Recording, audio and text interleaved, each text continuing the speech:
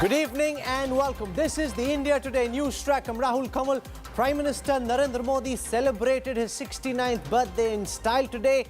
As his government completes the first 100 days in power, we look at whether Modi 2.0 is turning out to be a way more decisive leader than what we saw in the government's first innings. And is this big, bold decision-making good for India, or could it have negative consequences in the long run? We have the best panel on TV tonight. Joining us for this special discussion, Swapan Gupta, Member of Parliament of the BJP, will be squaring off tonight against Yogendra Yadav.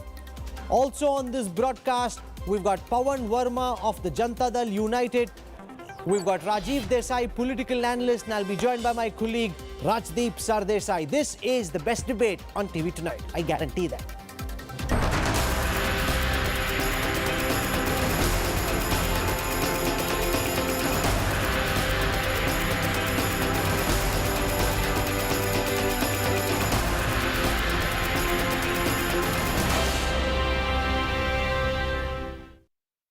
Is Prime Minister Narendra Modi proving to be a far more decisive leader in his second term as Prime Minister?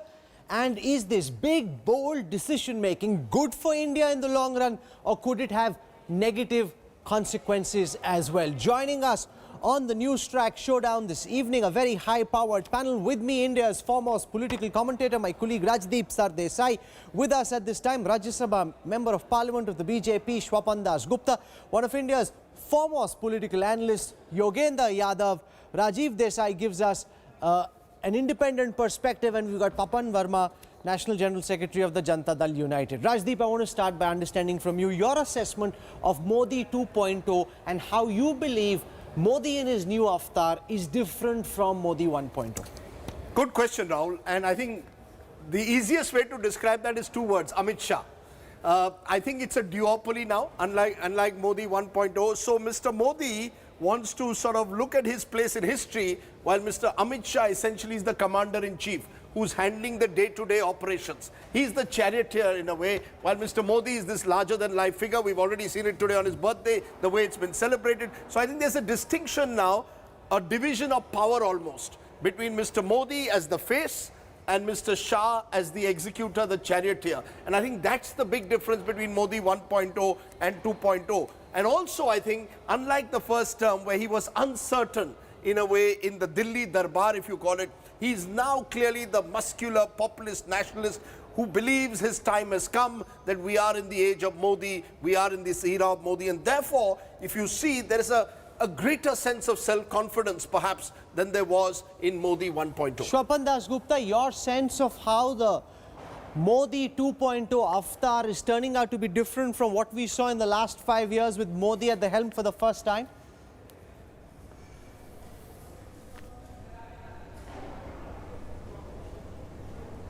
No, there are differences, but there are large elements of continuity in that process. I think what really marks Narendra Modi as a Prime Minister is his willingness and ability to attend to certain problems which others had thought should be left firmly alone because they're too intractable. And I think that's really the major issue there. If you looked at it, look at it, the first term, as Rajdeep has pointed out, may have been taken, a large amount of time may have been taken in familiarizing himself with the intricacies of the establishment. I think it would be safe to say that by this administration, that establishment has been remolded in a different way. I think the pockets of resistance which we saw in the first administration, because there was a feeling in some quarters, oh, this is just a fluke, and that Modi is there just for 5 years, and then after 5 years it's back to the old guard. So I think that's gone now. There is a greater degree of certitude. I think just the manner in which at least two issues which have been addressed quite robustly and forthrightly. Number one, the question of personal law reform, which was done, the Muslim personal law reform, which was addressed for the first time since 1939. Okay. And secondly, another issue which has been hanging fire for a very long time, you may agree, you may disagree, but Kashmir is the other one. So I think issues which others thought should be left firmly alone and allowed to somehow either fester or resolve themselves bit by bit, I think Mr. Modi has decided to take the bull by the horns. That's really what I think is the change.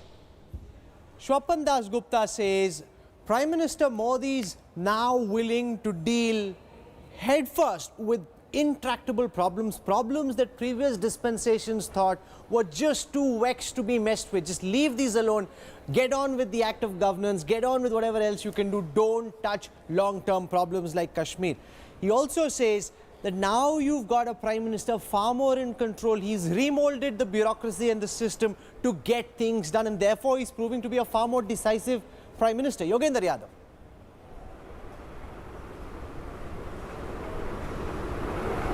Rahul, there is no doubt that Mr. Modi comes with an enormous mandate, has been very popular, and it's only fair to say that in the short term that we have seen his second mandate, he has added to his power, and I would say also added to his popularity. Despite not sufficient majority in Rajya Sabha, he's been able to manage things, and as a result of some of the measures that Swapan mentioned, he is more popular today than he may have been in when he got the power second time in 2019. But that's short term. In the medium and the long run are two very large challenges that he faces. In the medium run, there is the challenge of the economy. Everything that could go wrong is beginning to go wrong. We are looking at a very serious economic crisis in the country. And so far, the government does not appear to be even trying to handle it somewhat competently. What his economic managers, the ministers, have done is at best a bit of a comedy. That's a serious challenge. One has to see whether Mr. Modi is willing to address that and how he goes about addressing it now that even oil prices have become a bit of a concern. In the long run, there is this other challenge. His being decisive, and you've put premium on the word decisive. Decisive is always good, provided you take the right decisions.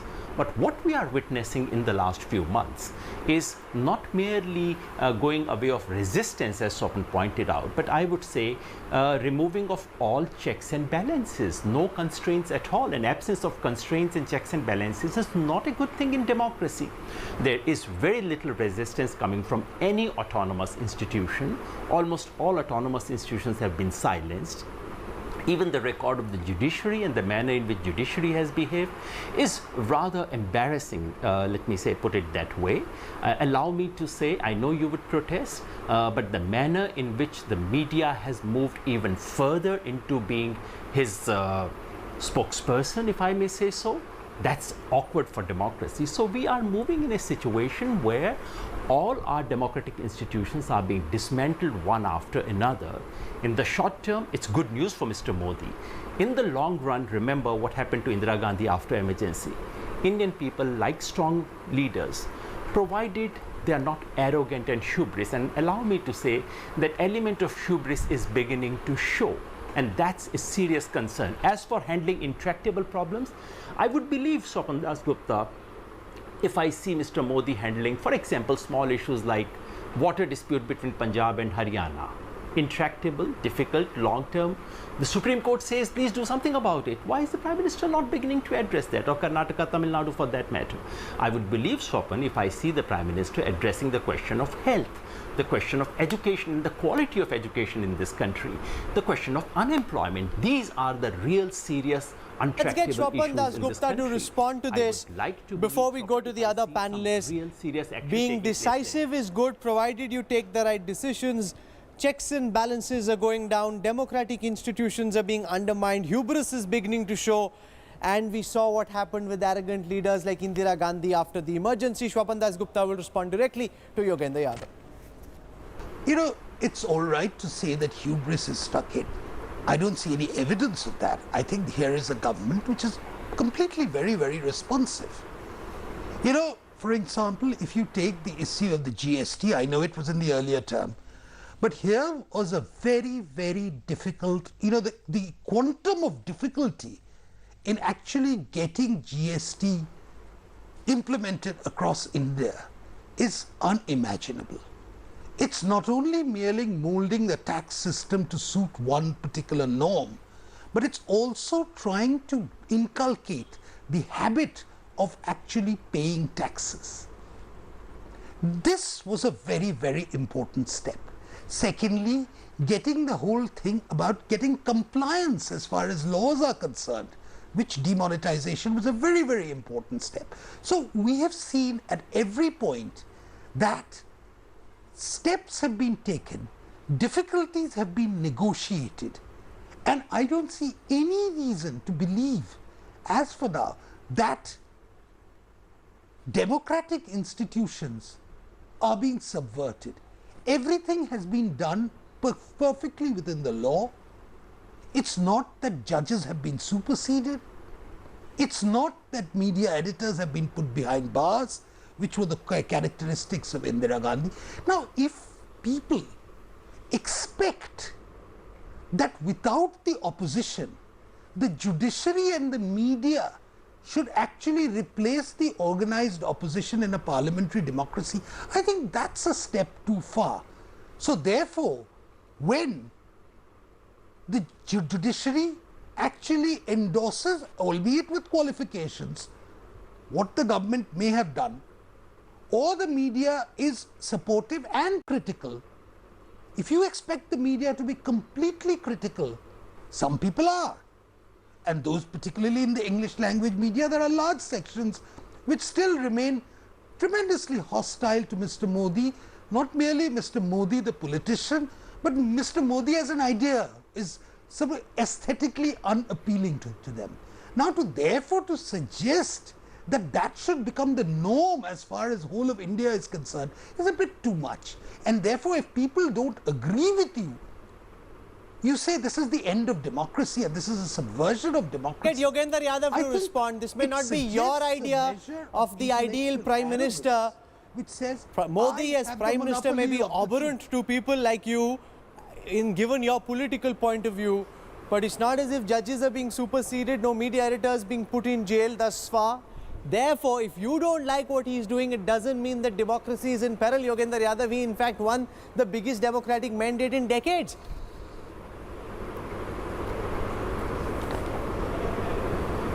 Rahul, I would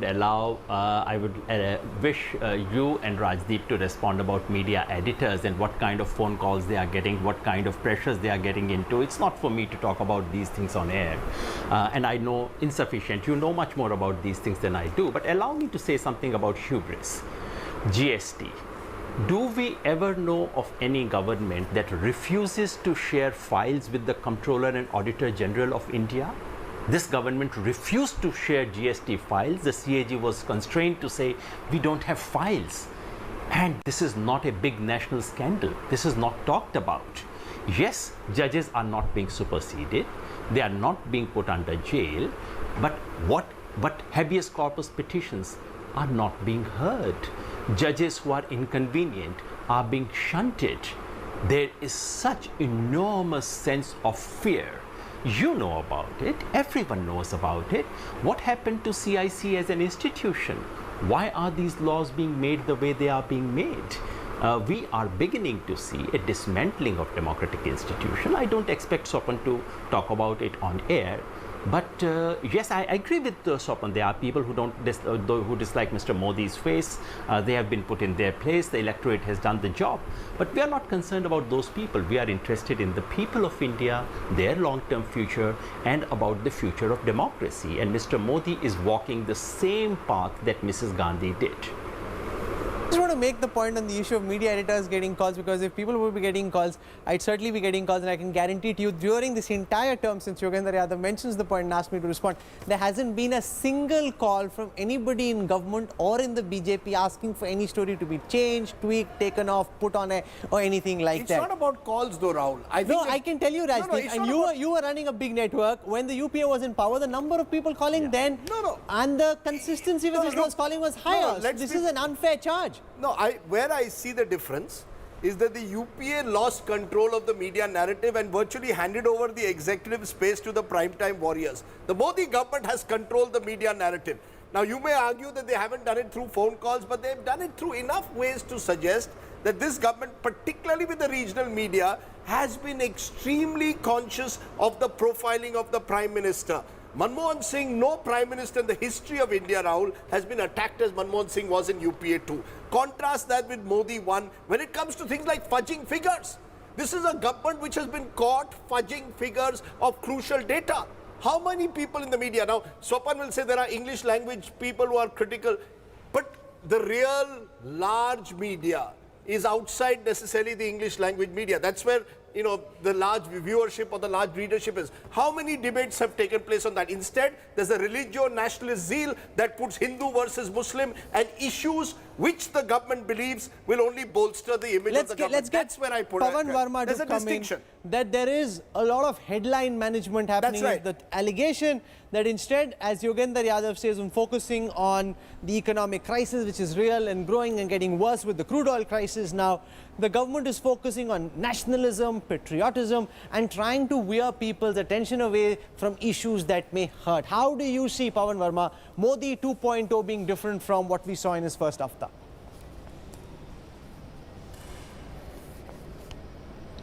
First of all, Rahul, I think it's much too early to begin to make a comparison or a contrast between 2.1 and 2.2.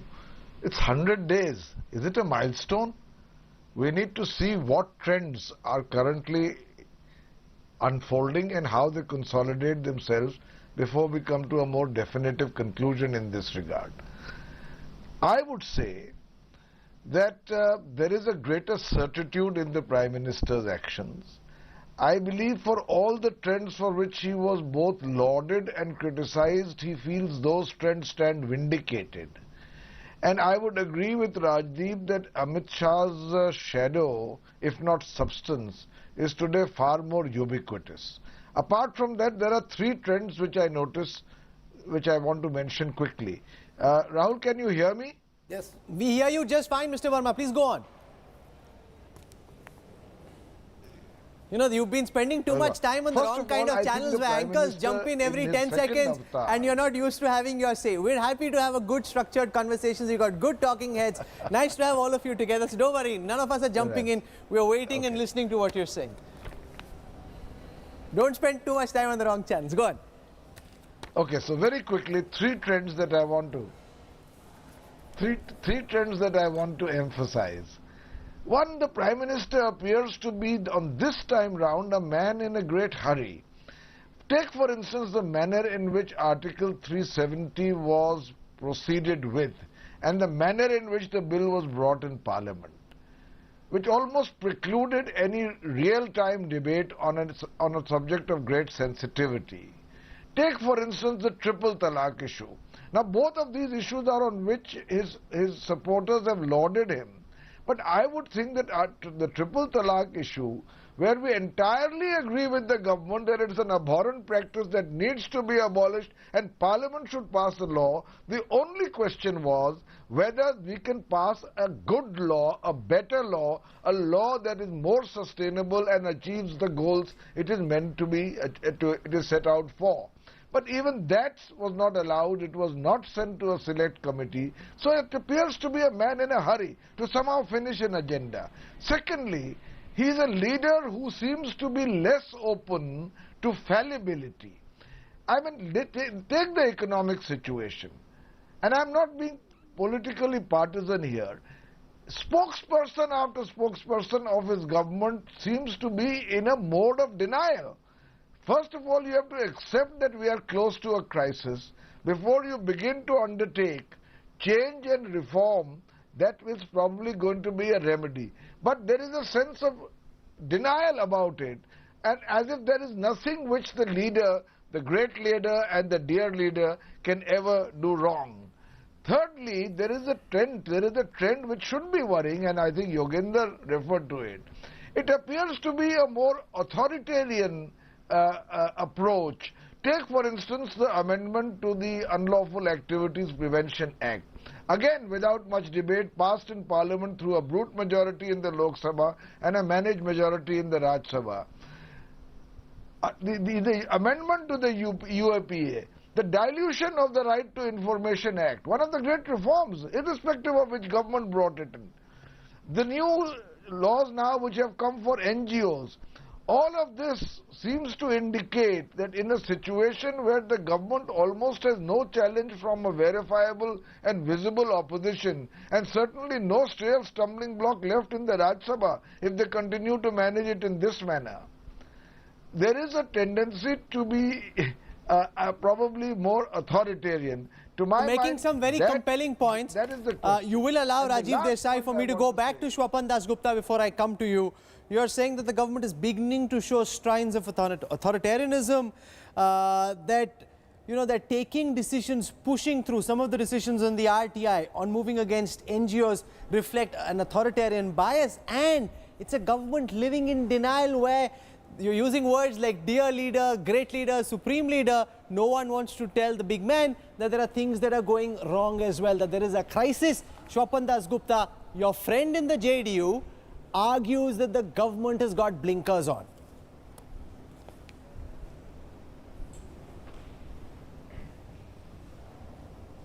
Okay, let me start off with the multitude of criticisms which have been leveled against the government.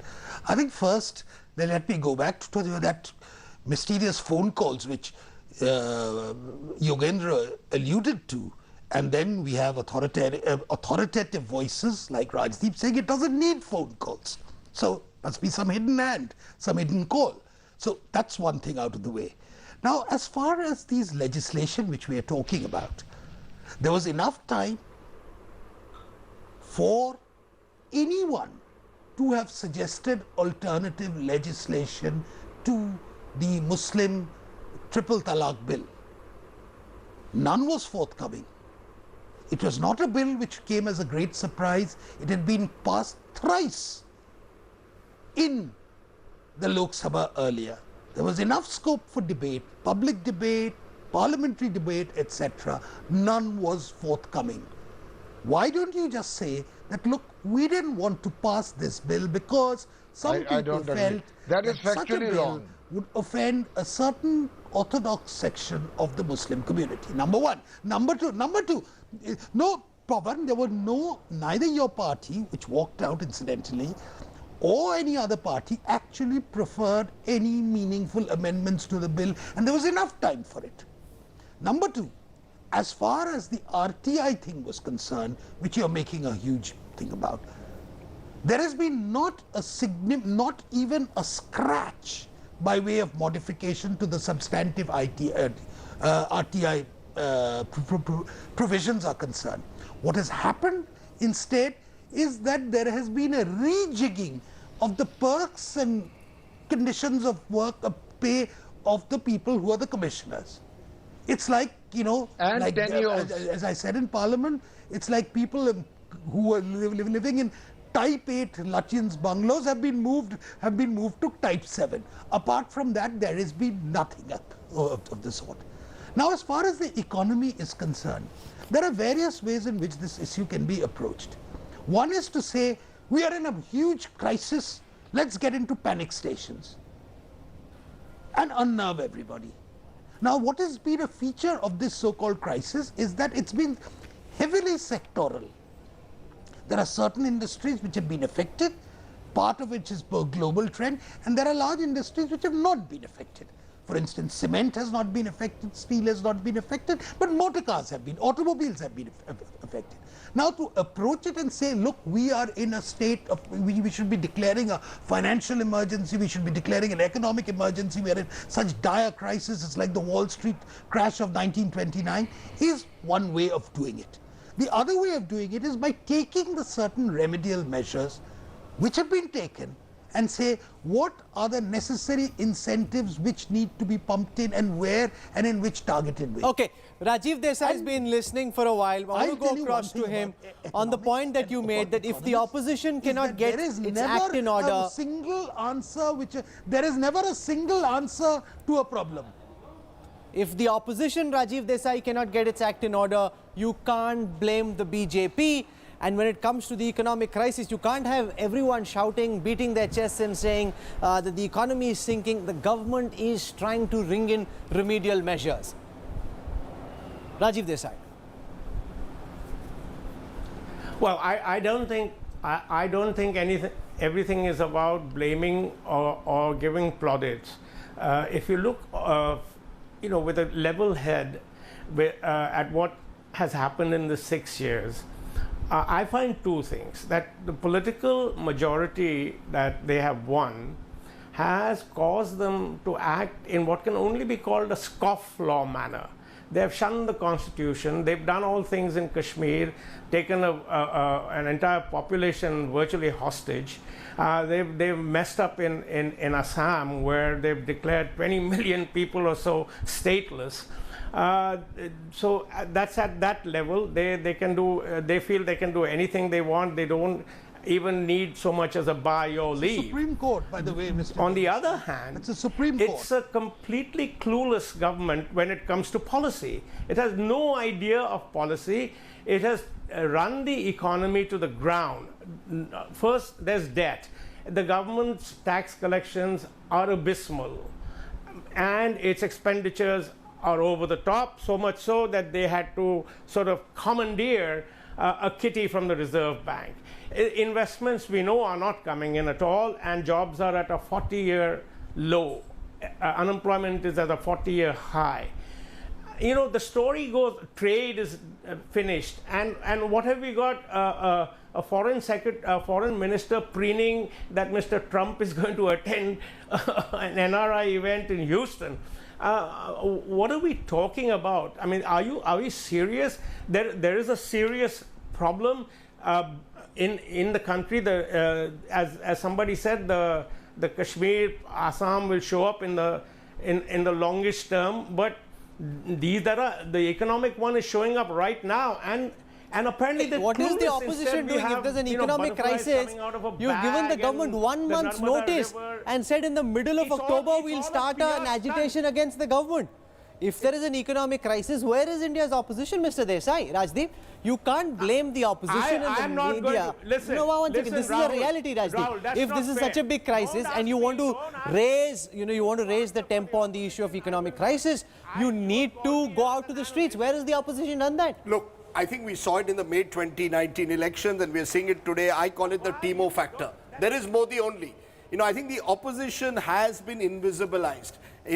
And part of it is because I believe the media has, in some instances, played a nefarious role, but in other instances, the opposition itself has simply failed to recognize what its role is.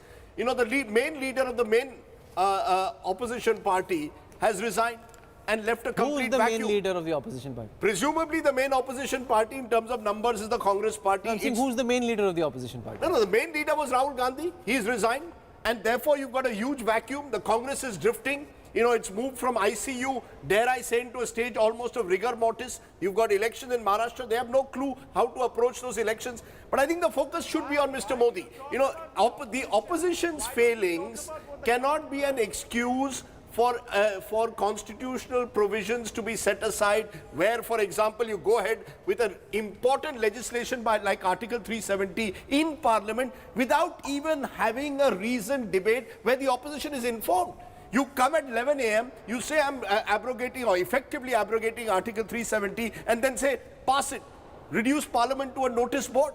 I think that's where the problem is. There is an institutional challenge at the moment, Rahul, which we cannot escape. And forget the opposition. The opposition may be useless. The opposition may have failed. But what is that cannot become an excuse for this kind of elected autocracy, which we are now expressing at some level. Shwapan Dasgupta to the charge of elected autocracy, that Parliament is being reduced to a notice board. The government announces in the morning what it wants to do, even if it is something as significant as the scrapping of Article 370. Okay, Pawan Verma also, everybody wants to come in. So one at a time, I'll let Pawan also add to his slew of charges, and then we'll get There are two houses. No, it's not about charges. It's not about charges, Rahul. I want to make an observation.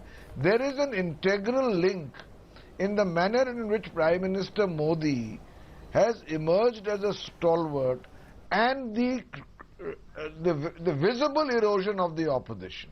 In other words, the absence of the opposition certainly adds luster to Prime Minister Modi. You see, you can't, Rajdeep said this is a time, let's talk about Mr. Modi. You cannot talk about Prime Minister Modi because the real issue in the country is also the fact that there is no opposition to interrogate him, to question him, to query him, to ask him pertinent questions at the right time in the most effective manner. So by default also, Prime Minister Modi in his second term, bolstered by the massive mandate he got, has a near aura of invincibility. Okay, let Rajiv Desai also, he wants to come in on this issue. He's saying, why raise questions to the opposition? Of course, questions should be raised. The job of the opposition is to interrogate, question and take down the government. If the opposition is in disarray, it obviously makes Prime Minister Modi look larger than life. And I have told you in the past as well, Rahul, that it is the job of the media to question the government, not the opposition. All over the world, where there is a free press and a democracy, the role of the press is to question the government, not to dump on the opposition, however pathetic it may be.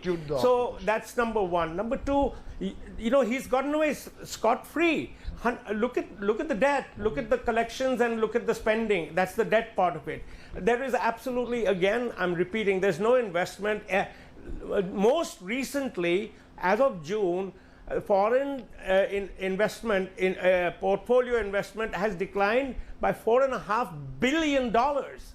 I mean, out of, they made a big deal about 45 billion came into India, but 10% of this is gone up to June. It's all over. The story's done. And nobody is there to question Mr. Modi on this. And that's respond now to the charge of an elected autocracy that's using Parliament as a notice board, announcing in the morning that today we scrap Article 370, not allowing for an informed discussion and debate.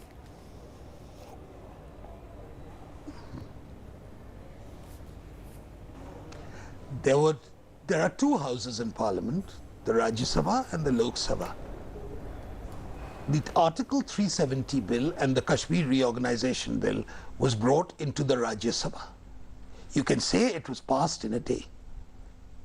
There was a gap of 5 days between the time it was passed in the Rajya Sabha and the time it was passed in the Lok Sabha. Enough time for anybody to be there ready with amendments, filibustering, all the acceptable parliamentary techniques which exist. None was available. In fact, what we had was a massive clamor of people who suddenly realized that this was an article, this was a clause which had outlived its purpose, and you therefore had it. And the response of the entire country to that bill has been extremely positive. Apart from 3 out of the 543 constituencies of India, most of them have agreed, including a large number of individual congressmen. I think that's a very important thing to note. Number two, Mr. Desai only seems to be interested in factual correction, Swapan Dasgupta, I just wanted to check. It was 24 hours. It was not 5 days. Lok Sabha passed the J&K reorganization bill 24 hours after it was passed in the Rajya Sabha. 5th of August was Rajya Sabha. No, Lok Sabha did not pass it 24 hours. 6th of August was Rajya Sabha. Not 24 hours, it was 4 days or 5 days. No, sir. It was on Monday in the Rajya Sabha, Tuesday in the Lok Sabha. I'm ready to be questioned. It was a couple of days later. Okay. Just a couple of days. No, it wasn't. It was Tuesday. I'll check. No, it was. I'm ready to be corrected, but it wasn't. It was a couple of days later. It was certainly 2 to 3 days later. Please do check, because I was there on the spot of that thing. Secondly, the whole point about the economy, you're making it out as if the whole economy has collapsed. Some FDI has left the of the shores of India. Yes, it's true. It is a crisis which has been triggered partly because American investments now appear far more attractive to a large number of people, not least Mr. Desai would be encouraging such a process in this thing. But is it a fact that only the automobile sector has only collapsed in India, or has experiencing a downturn only in India? Is it not doing the same in Thailand? Is it not doing the same in Germany? It's a fact. We are in a world economy, and therefore, if we have to look at it, we have to look at it in very sober terms. So I have a few not minutes go left around in and this suggest- discussion. But can I just make one important point, because you're discussing, and I think Swapan is right. I have a final point. Yes. Final point to make. I have a final point to make. Go ahead. Final point which I want to make is that when we talk about opposition, now all of us remember, I think it was last year, when we had large marches of farmers organized by the communists in Mumbai, and it was made out to be a big thing. That here it is, we are seeing a rural revolt. And it was also said that this is not being done by the main opposition, it's being done spontaneously, it's been coming around. Had there been the question of distress, had it been such a lot, I think we would have seen urban riots. We have not even seen a whimper of that. We have seen certain worry, we have seen a degree of disquiet which has been responded to. I would urge that at this moment, it's the shortcomings of the opposition should not be lumped on to Mr. Modi. Okay. Mr. Modi has not, as part of his brief, acquired the responsibility of bolstering the opposition, making it secure, making it sound, taking it out of the dynasty, or even bolstering the dynasty. Okay. Can I agree with Swapan completely? Can I agree with Swapan there completely that the opposition has shown itself to be, and finally, the NRC in Assam, was the responsibility of the Supreme Court. Had the government done it, it would have been the citizenship bill first, followed by the NRC. Look, I agree with Swapan, Rahul, that at the end of the day, the opposition has failed, ideologically, organizationally, leadership-wise. Let me also say, he mentioned NRC. Supreme Court mandates it. What's happening now? Chief ministers from UP to Haryana are randomly saying, we want to go ahead with NRC. Is the NRC your priority at the moment? You see, I think it's a question. The government has got its political messaging, I think, right. That's why Mr. Modi has been so successful. Economic messaging is also part of political messaging. Welfareism, a pension scheme one day, these massive large schemes. He's been successful to an extent with large last mile delivery, which is why I think there isn't the kind of anger that you're seeing over the state of the economy. But I think the economy needs far greater attention than the government has given. So the decisiveness needs to be seen on the economy in the way at times it's seen in politics. Okay, in the last part of this discussion, with just a few minutes left, I want to go across to all our panelists and say, if the first 100 days are an indicator, what does your crystal ball say? What is the rest of the Modi 2.0 term going to look like? I'll start by asking this question to Yogendra Yadav.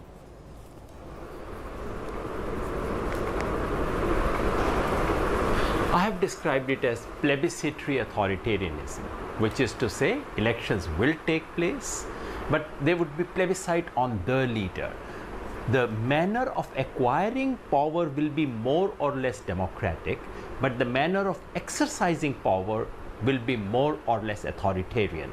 And the kind of things I hear from Swapan tend to confirm it. So he says only 3 constituencies out of 543. I thought the basis of constitutional democracy was that there were certain things for which you could not exercise majority. That's the whole point of a constitutional democracy. That is being compromised. I completely see the point that the opposition does not have a leadership, does not have vision, does not have strategy, and it's not Mr. Modi's job to ensure that. But does that mean that the media would say, well, the opposition is not doing something, why should we do something? Does it mean that the judiciary would say, well, habeas corpus, 2 weeks, come back after 2 weeks? We don't have time to listen to those things. These are clear symptoms of loss of democracy that's happening in the country. And on economy, I do not think we are in a crisis right now. We are not in a recession. The trouble is that we are inching towards a crisis, and the more serious problem is A, the government is not even willing to acknowledge that there is a crisis. B, it is destroying all the measurement thermometers that are available for us to know whether we are in a crisis or we are getting deeper into a crisis.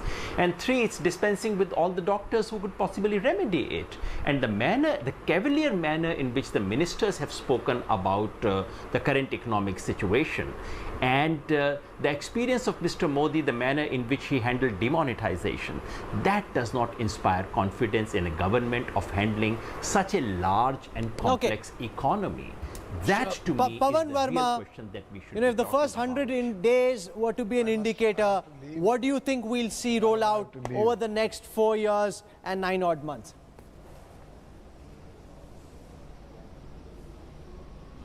Paradoxically, my answer to you has less to do with Mr. Modi and far more to do with those who could possibly interrogate Mr. Modi. Rahul, unless there is an attempt to revive an opposition in this country, and Prime Minister Modi himself said that a democracy needs an opposition, unless there is an opposition which in an organized, cohesive, thinking, planned, systematic, micro-detailed manner, on a pan-Indian basis, organize itself to question and interrogate governments in power, all the trends that seem to worry or concern us now will only be further consolidated. Papan Das Gupta, final words from you. Yogendra Yadav says power will be acquired through democratic means, but it will be exercised through authoritarian means.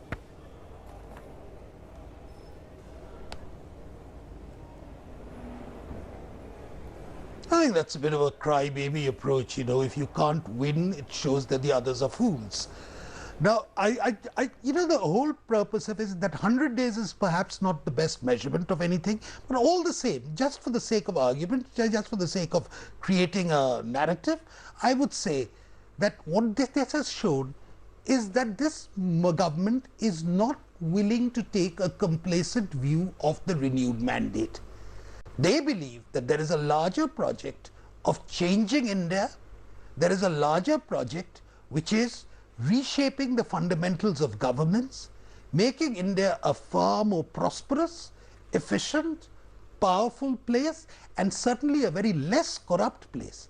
And therefore, to attend to those obstacles, those impediments which have stood in the way of India's development, both economic as well as political. And I think some of the political issues have been taken care of. I believe some more are necessary, and I think the economic things are going to follow suit. But to suggest that this government is unmindful of any looming threat to the economy, I think is just misreading all the signals there are.